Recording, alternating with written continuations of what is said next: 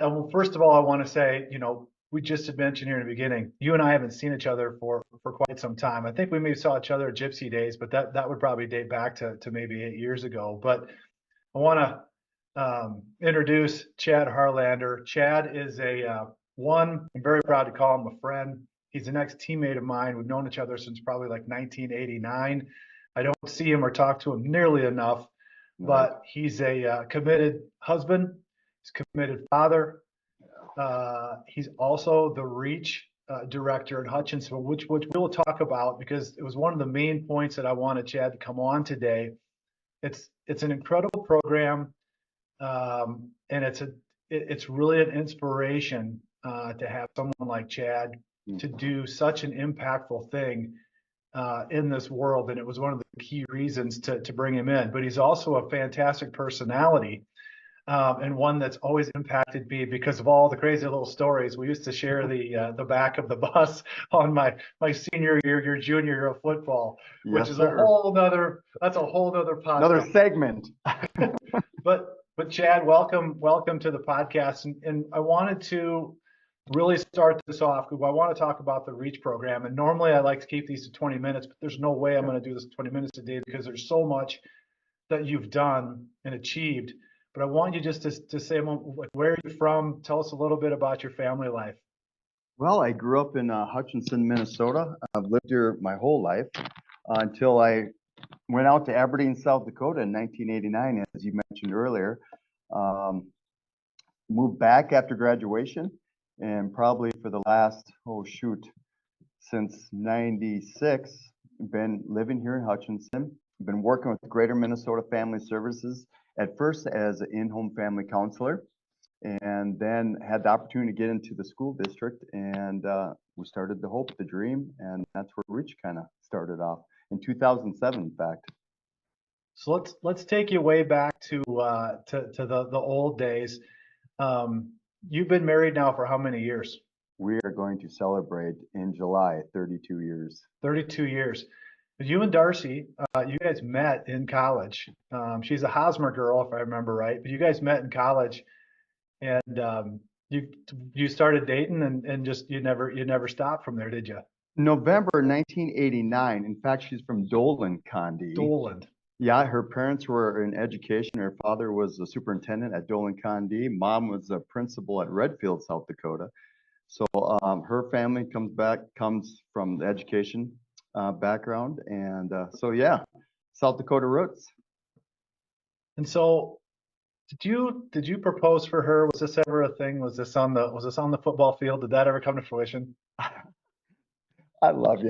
That was the hope. That did not happen. I got very impulsive one day, and that is another story. But in fact, that gets brought up often by my daughters, how I proposed to her. But I made right, is what I'm going to say, later on when we recommitted our vows. So. Well, good. Yeah. So daughters, I think you have a son as well, correct? I do. 3 daughters. My oldest is Jamie, 28. Allie is 25. Marley, our youngest daughter, is 21. We have a son, Miles, who we adopted now going on 3 years. And he is a ninth grader. So, I'm looking behind you, and it's the video, and I'll say I watched this today. The one thing that I took away from it, and this is the kind of a personal thing between you and me, Chad. We've known each other, like you said, since 1989.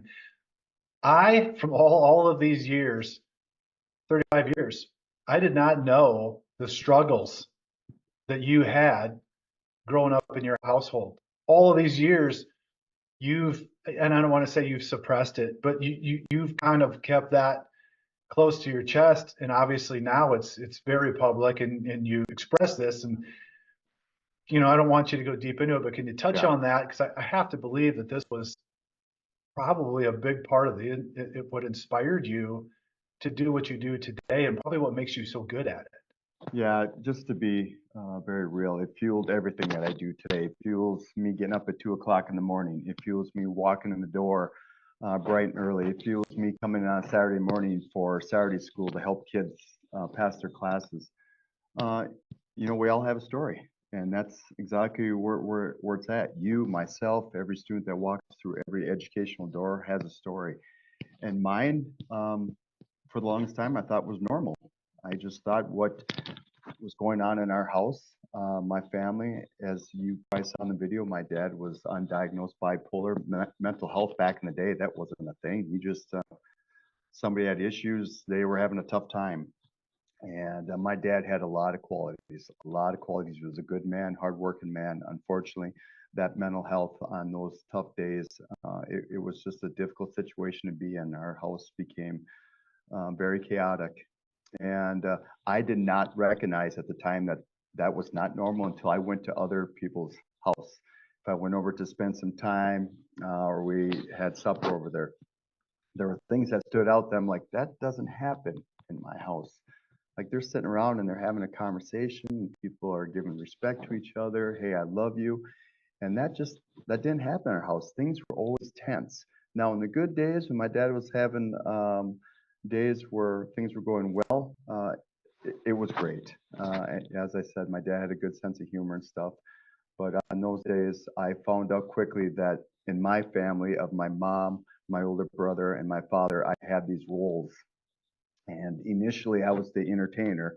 As a short, little, chubby, fat kid, when things started to get escalated and became chaotic and sometimes violent, my role was to run in there and kind to break up the chaos.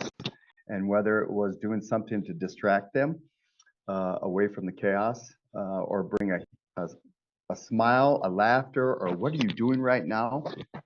That was initially my role. And then I went into this stage of kind of like a mediator, like in middle school years. And I remember saying to my dad after a fight he and my mom had sitting out on the deck, I said, Dad, why can't you and Mom just ever talk it out? Like I'm doing this mediator as a middle schooler. And then, unfortunately, the high school years, the role just switched where I became the protector. And as I said, our house got violent and it got physical. And I protected my mother, I protected my older brother. And I just knew as I got closer to graduation, this is not what I wanted. I wanted a family. I wanted normalcy. I wanted what I saw when I went over to my friend's house, sitting together, eating together, having fun together. Father being in the stands, watching the football game, saying I'm proud of you. And no poor me. That's not what I'm about. That just didn't happen. But it fueled my fire to start what we're doing today. So Yeah, and I think that, once it kind of took me a little bit by surprise because of all these years that I've known you. yeah, But it also explains a lot. And what I mean by that is you always used humor to kind of deflect. And when you were always kind of a clown, yeah, you used that, but there was a little bit of a wild side, and there certainly was some aggression. Not saying that a testosterone-filled locker room full of football players no isn't, doubt. but there was definitely moments in time that you were aggressive. And let's face it, people that don't know you, you were a pretty imposing in college, still are. You take very good care of yourself, but you were very imposing at that time. Very, we'll just say very Hulk-like Yeah, at thanks. that time. But you also use that, to kind of enforce, your will upon some things as well. And it's with all of that being said, you had an amazing circle of friends, and so many of us really liked you, and it's regardless of some of those things, you were still a super super likable guy, Oh, I and you've appreciate always that. had kind of a genuine, authentic caring for people in your life, and you kind of always had a little bit of a tribe, and you're like, I like those particular people, and you kept them close. And that answered so many things when I heard that about how your family life was. I get it. I Yeah, totally get it now. yeah. He wanted that little sphere around him, and that made him feel good, and you felt safe, I think, with those guys. And Well, I just want, I want to respond to what you said because you brought up a great point is why all that fueled my fire and that's what I wanted. When I got to Northern, I didn't know how to do that. I mean, you talked about the aggression and you talked about the wild side. Yep, that was because that's kind of what I learned. Those were learned behaviors growing up in that environment. So I wanted, but I didn't know how to. And so when you talk about those relationships, you talk about the Coach Ken Heupel of the world, You talk about his wife, Cindy Heupel. You talk about the relationships we have, whether it's a Jeff Boom or it's a Nathan Franzine on days you wanted to quit, and he's there saying, hey, we start this together, we finish this together. That is the goal, and that's what I took more than anything. I love the education I got at Northern State University, but I can tell you what I got from those relationships made me who I am today and helped grow this mission to what it is. And so let's talk about that. So there's one. I want to kind of end this with the Reach program, but there was a beginning, and so the data reach is kind of where my eyes got open to what was going on. Being a youth football camp, you were really good at marketing that. But I think that there's an interesting story. It's not like you and Chad Greenway knew each other. You're from Hutchinson, Minnesota. No. He's a Mount Vernon.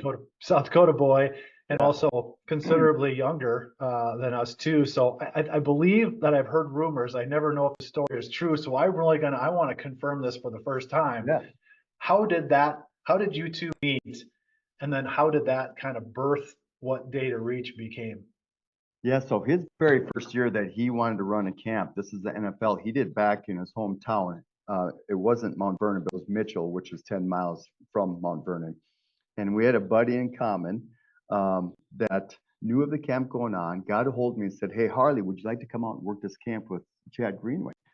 And of course, you jump at that opportunity. And like you said earlier, I did not know who Chad was. I knew he played for the Minnesota Vikings. I knew he played for the Iowa Hawkeyes, but did not know him on a personal level. And so I'm excited about it. I'm giddy about it. I get out there, first day of camp. It's like 30 minutes before the camp. And our buddy in common comes up to me and says, hey, Harley, he says, you think you get all the campers together and get them jacked up and get them excited for the 2-day camp? And as you said earlier, that's kind of my thing. I'm a big cheerleader. And so we got all the campers together. We got them excited for the 2 days of learning some drills on and off the field. And went through those 2 days of the camp. And then after the second day of the camp, it was Chad and then John Sullivan, who was the starting center for the Vikings for a long time. They came walking up, and he introduced himself, and we talked. And Chad says, I like the energy. I appreciate the energy. He says, I'm thinking about doing a camp back in Minnesota and starting a camp in Minnesota. And I'd like to get some of your ideas. And the first thing where my mind went is I said, Chad, first of all, thanks for thinking about me. But I'm going to give you some feedback. I said, football camps are a dime a dozen. Everybody's doing a football camp. But what if we did a football camp where we had on and off the field sessions, learning how to be a good person? So what we're doing in the classroom with Reach, character building, things like that, that we have those sessions involved in this camp. And he says this to me. I remember this like it was yesterday. He goes, okay, I like it. He goes, why don't you write something up and you can come present it to me? And I'll be honest with you, I was like, what? I was like, my anxiety level went through the roof, but I got excited about it. I remember driving home to Hutchinson 4.5 hours, and the whole time I'm thinking about how can we implement this? How can we put this camp together? And we typed up a proposal. He invited me to his house. I remember that day he invited me in. We sat down.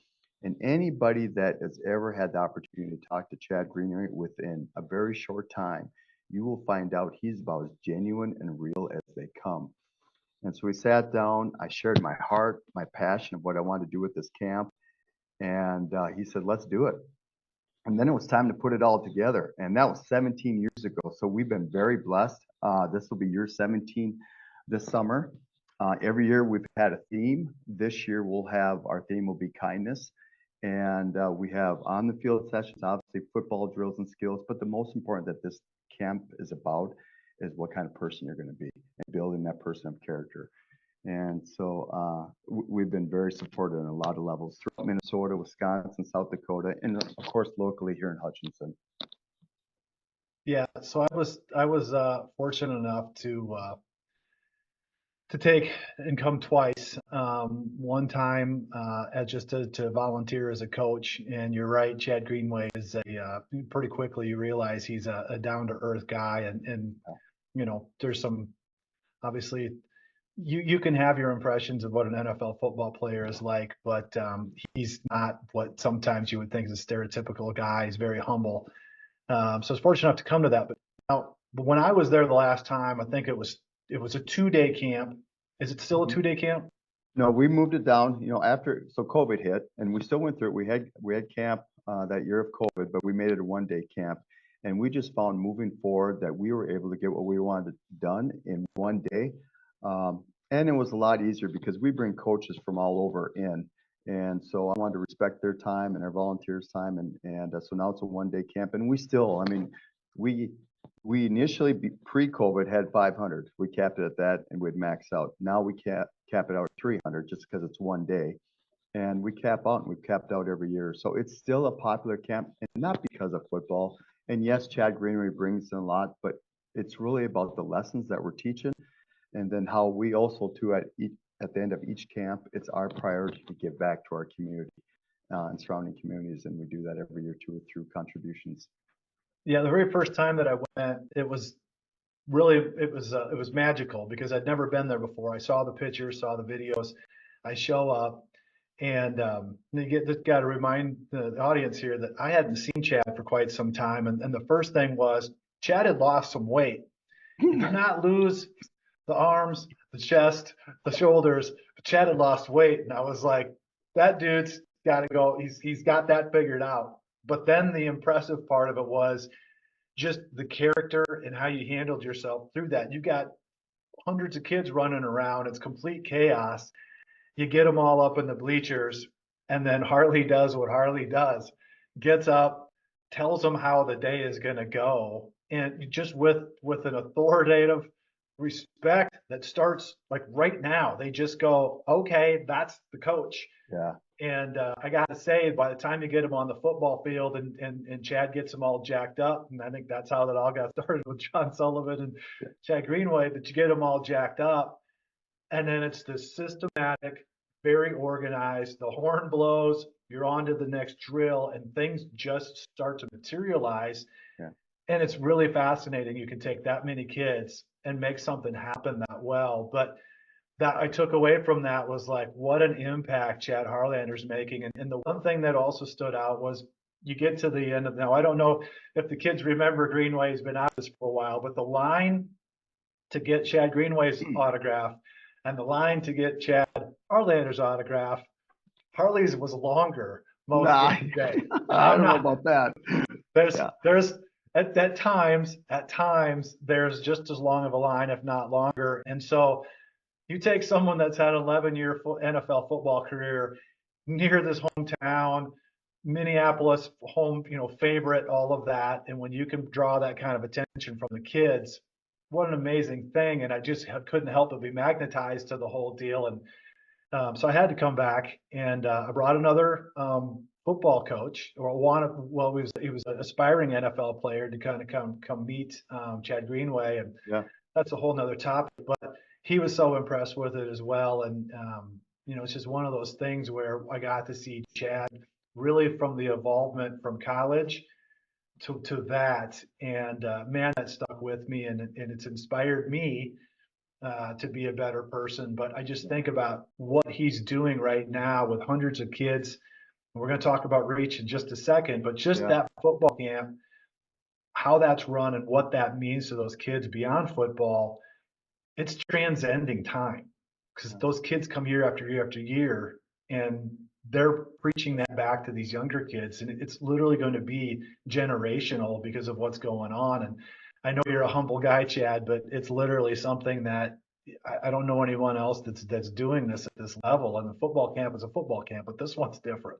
Well, I appreciate that. And I have to say this, and it's not me being humble because it's the truth, is that we are so blessed that we get people. And you talked about the campers that we've had now 17 years. They have come back and now they're giving back. And the volunteers that we have, the coaches we have are just quality people that they're coming here. They're not getting paid. They're volunteering their whole day to do that. So, to have a camp run like that, you got to have the right people with the right passion to do it. And we're just blessed to have that.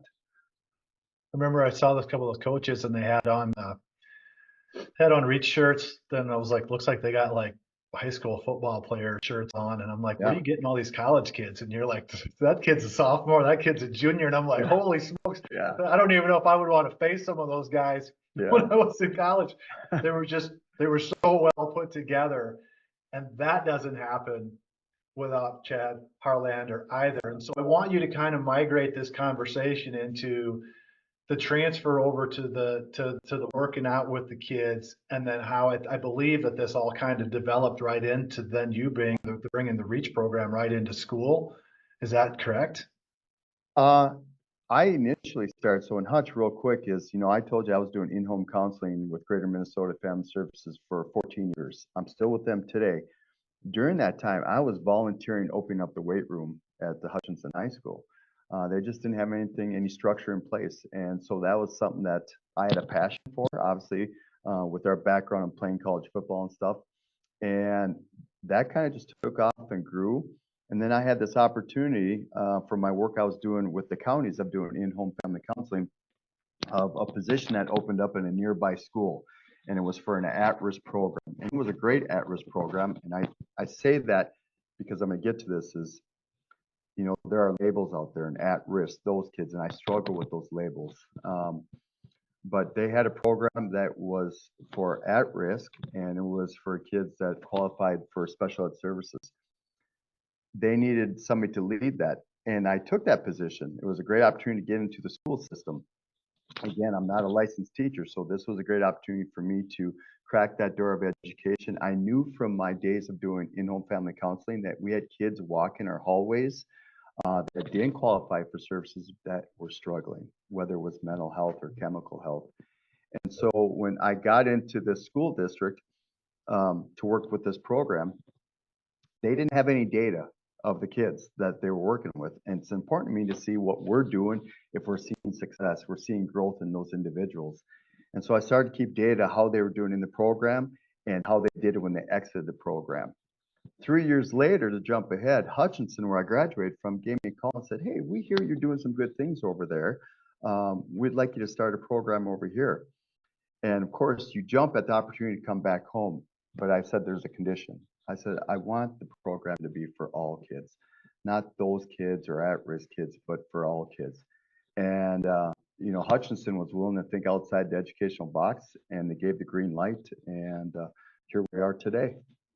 Wow. And so, tell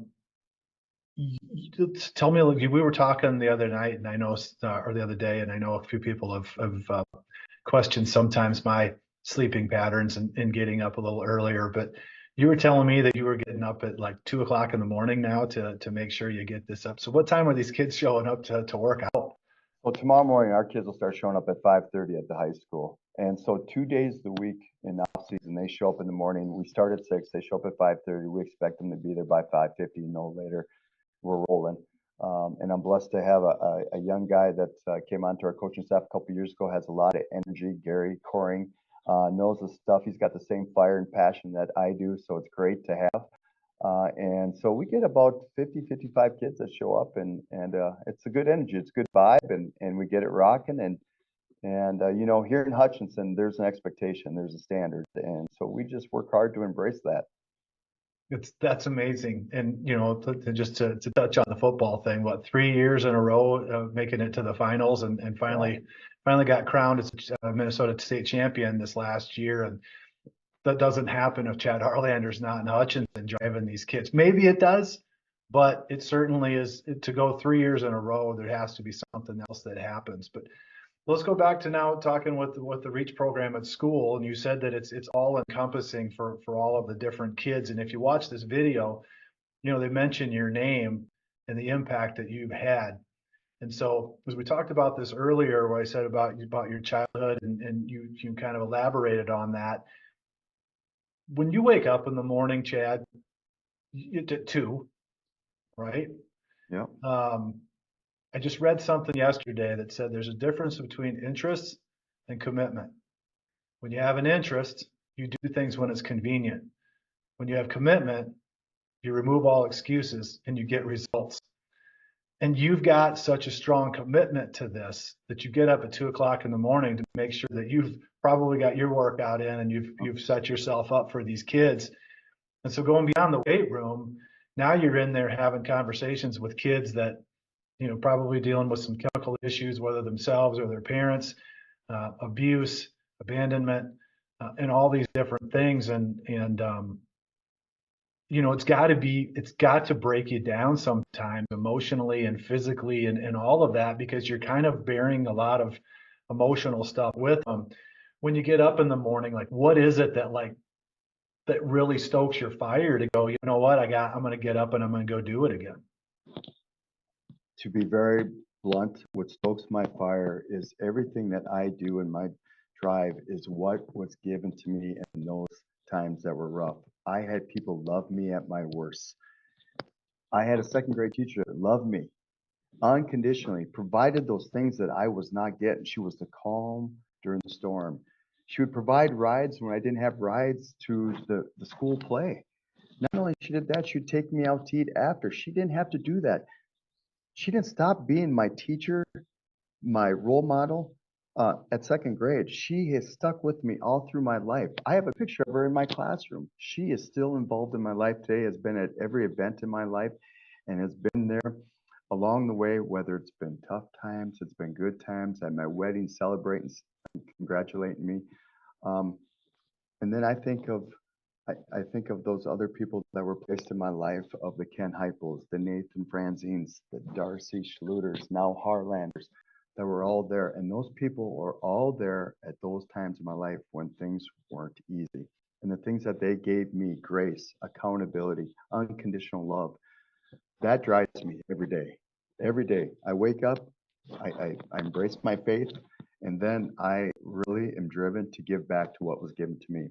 And whether you call that, what I learned from my mother, who was the most selfless person in the world, that you give everything you got to others and help them. And that was given to me, so it is my turn, however that looks like, how long ever I get to do this, to give it back. Wow. Not too many people, like I said, have that kind of commitment to do it. And obviously it comes from the heart. And as I said earlier, you've always had kind of a genuine, authentic passion for people. And I just think that when I look at what you're doing today, it's it's totally an extension. And if I say this, am I correct in saying, does this work to you? Does this work? What do you mean by that? Do you when you finish up a year or whatever, do you feel like you actually worked, or is this just something that you love so much to do that you couldn't help yourself but do it? You know, it's funny you say that, because whatever event that we have, whether it's the Day to Reach camp, or it's an event that we have set up to reach here in our community, the Spooky Sprint, I always have somebody look at me, because I just move on to the next thing, because I think that's what we're supposed to do. We're supposed to move on to the next need. There's a need, that is our role to fill that need and to help those people. So it's not work, it's what we do. It's what we're supposed to do, I think. And so it's my passion. And you alluded earlier, there's hard days, without a doubt, but you surround yourself with the right people. I am blessed with great support around me, and I lean on them when I need to. But I also rely on, this is what I'm supposed to do. This is what I was placed here to do, and this is our mission.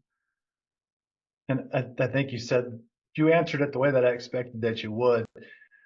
I think you and I agree. You're put on this planet to serve, and whatever that looks like. I'm not saying that everybody has to stop and go do what Chad does. Yeah. You probably wouldn't be as effective of it if you're not as passionate about it. But we all have a role in this world, and to me, it seems like the one that you were meant to do is the one that also pays you. And that's a beautiful thing, because I could say it so many times in my own life that I'm like, am I really meant to go be a mortgage loan officer? No, but I find other ways and other avenues to give back to my community. And you're one now that I just think about this, like, well, how you've inspired your teammates back in college, probably even some in high school, but just teammates in college.